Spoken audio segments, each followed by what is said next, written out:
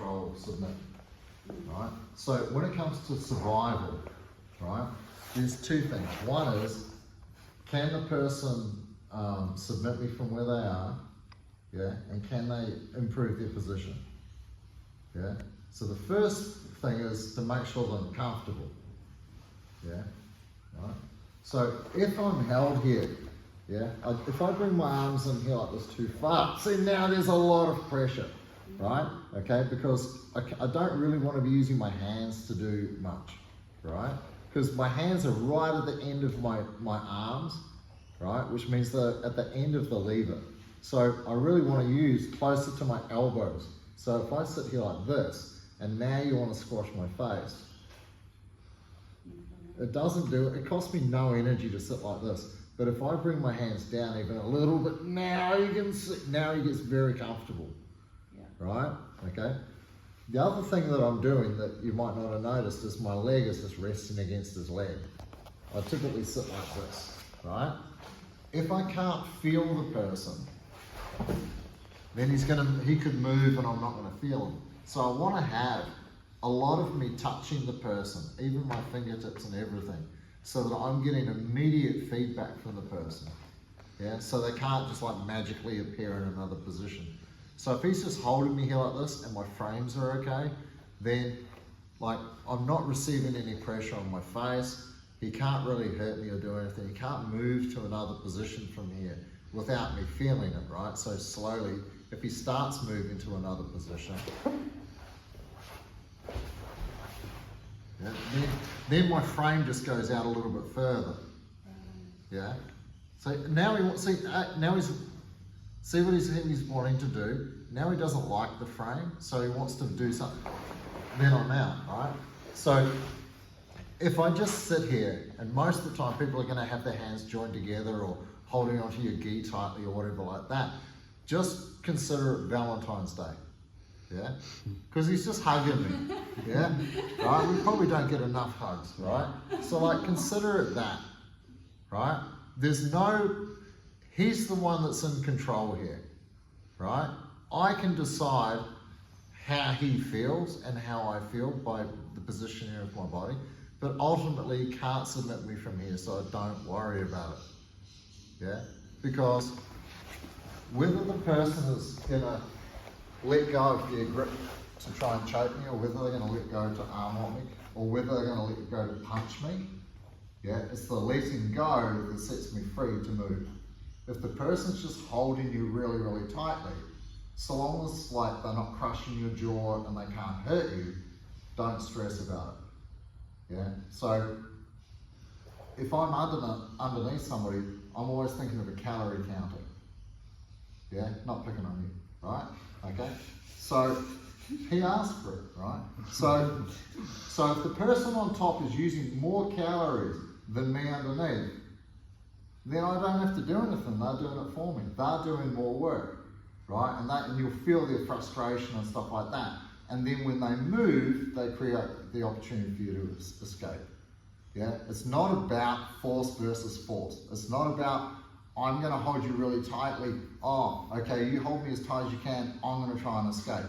Because that would be a stupid use of energy, right? I'd be wasting it, right? The bigger question leading up to that is like, how are they getting control of you? And that's a different question, right? That's a more important question. But as a white belt, you're going to make mistakes. Big guys are going to blow. Anybody, you get two people who, absolute twins, never done anything, like you get two people who are identical, yeah? And they do like 2 weeks of jiu-jitsu, yeah? At the end of the 2 weeks, both of them will be better at passing the guard than playing the guard. Because the person on top always feels more confident, because none of us operate on our back. It's not natural. We all walk around on our feet. We'd be very comfortable having my head higher than the other guy. And that feeling of confidence translates to a skill difference. Of course, it's going to take time for the person who's learning to fight off their back to learn that skill, right? Because the other person is basically on their feet, able to run around the guard and use their hands, which is something that they're already good at using, versus somebody who's kind of retarded legs and then they get past and they get the side control, right? So like the most common question asked by almost anybody that does jiu-jitsu is, how do I escape side control? It's the number one thing, because that's first base, like playing softball or baseball, yeah, right? How do I stop the person? Because if they don't get to first base, they're not going to go any further. So how do we get them out before then? Well, it's difficult, right? Okay, because as the ball gets hit, they're already on their way there. But once we have them there, right, we know there's pressure now. We've got somebody running to force them off the base, so we know they have to go to second base. So then our goal is not to stop first base, our goal is to stop the second one, because there's pressure coming from their own team, yeah? So likewise, the person who's on top of you is under pressure, yeah, right? Don't think about a referee, don't think about that. Because if you force your way out and you're using more energy than the guy on top, you're not doing jiu-jitsu. Yeah, right? So, if I sit here like this, and I'm comfortable, yeah, right? And I said, like, don't go crazy. If I said, okay, you've got a minute to submit me or improve your position, where would you go? Okay, check it out. See that you have to let go, right? Right, so can you hold me here and mount me at the same time?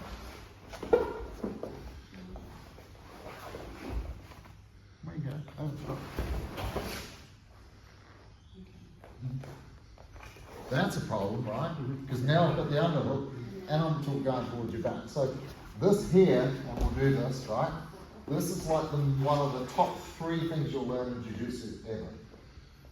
Yeah? Because the number one fear you have is of people mounting you, right?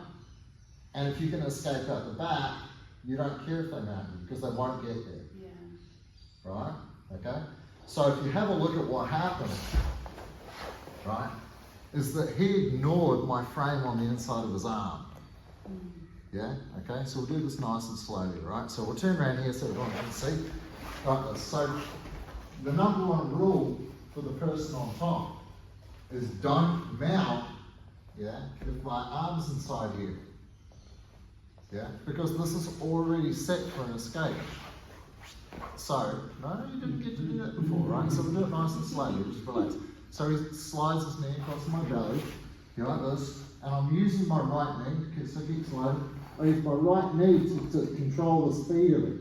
So as he pushes his leg over, then I just slide my leg under the other one, because my elbow is already there.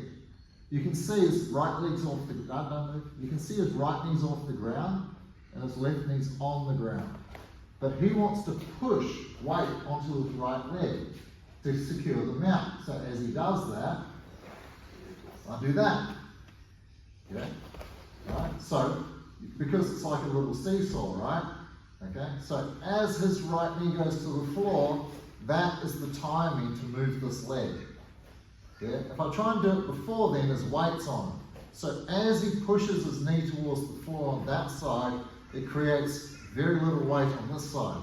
So my knee, my elbow, as he puts his knee down, my elbow moves, and then watch, I use my knee to pass his leg across the center line to my foot. Yeah, so go back. Here we are here. So as his knee goes down, elbow lift, and now I use my feet on the floor to turn, to push my knee across and pass it to my left foot there like that. Right, so now that my left foot has it, yeah, now this foot can still be used to hip out. If I go over here and put my foot in the hole now, yeah, my foot's inside, it's very hard for me to hip out. So with my left foot holding it, my right foot's still here, now my right foot can turn my body, and then it can go into the hole that the left foot was keeping open, right? So this is super important because it means that you're not going to be scared of someone trying to mount you, yeah? You'll hear like these jiu-jitsu memes and stuff all the time, but I have to give him something if I want to get something back. Yeah? I'm baiting him with the mount. I'm not just sitting there like this going, well, sometimes I will, right? Sit like this and the guy goes, mount, and I'm out the back. So what I'm going to do is I'll use a leg to inhibit him, to get him to push even harder, because he's having to overcome the friction of my leg. Yeah? And he's pushing harder than what he would. if my leg wasn't there. So because he's pushing really hard, when I let this go, he goes that way faster than he expected, puts more weight on that knee than he expected to, and I get my timing. Yeah? So one more time. So I'm here like this. So this person that you say, the bigger, heavier, stronger, fatter guy, right? Okay? Who's just trying to crush your face, right? Now, what we're going to do is, if this like kind of big fat guy, we're going to dangle not a carrot, because he won't go for a carrot. We'll dangle a lamington over here. No, I don't want lamingtons either. Okay. Right? Whatever it is, we're going to dangle, but the mount is the bait. Yeah? We're going to dangle something even better than side control. We're going to dangle mount in front of him, right? So I turn my hips into him like this, giving him, and so he's like, oh, it's even shorter to get there now. It's going to be even easier. And then I use my knee here to hold his foot. So now as he's pushing through, it's hard for him, and he's starting to lift his base. He's pushing, I let go. As the knee goes down, push it across.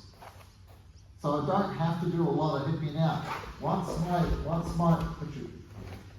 as you were, here. So as he pushes the knee to the floor, and I do this, yeah, I don't have to do a big movement to get outside this knee now. Okay, like this, I use my knee to pass it all the way across. Now it's easier for me to do one more hip out. Yeah? So when I do my final hip out, this hand will go from the frame to controlling the arm, and I'll have like a little underhook here like this. Alright? Okay, but this is very, very common problem, especially for white and blue belts. Yeah, after that you'll be good at this and you won't freak out about it. But when someone's in side control, they can be very hard to put back in your guard or turn over and stuff like that. So what do? Dangle some bait to tempt them to go to the mount. Yeah? They're going to want to take the bait. They head to the mount. It's in the transition where you can catch them. If someone's just sitting still in side control, very hard to escape because they're not occupied. Yeah, they're not going anywhere or doing anything. Yeah, it's like a boxer who has their hands up. It's very hard to knock them out because all their defense is up.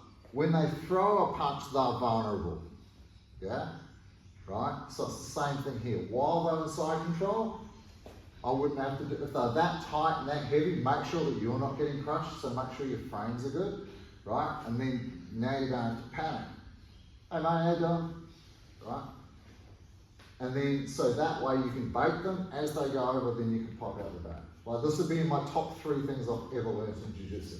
Super, super, super important. Cool? So we'll work. Yes, sir? Rob, the scaffold is as good as side control, or is it not as good? Not as good. It's not as good. Not as good. Yeah, because you've only got one armpit. Oh. Yeah. More armpits that you're holding, the better. But 2's the maximum. Yeah, can't have more than 2 armpits. Yeah. Cool. All right, let's go. 1, 2, 3.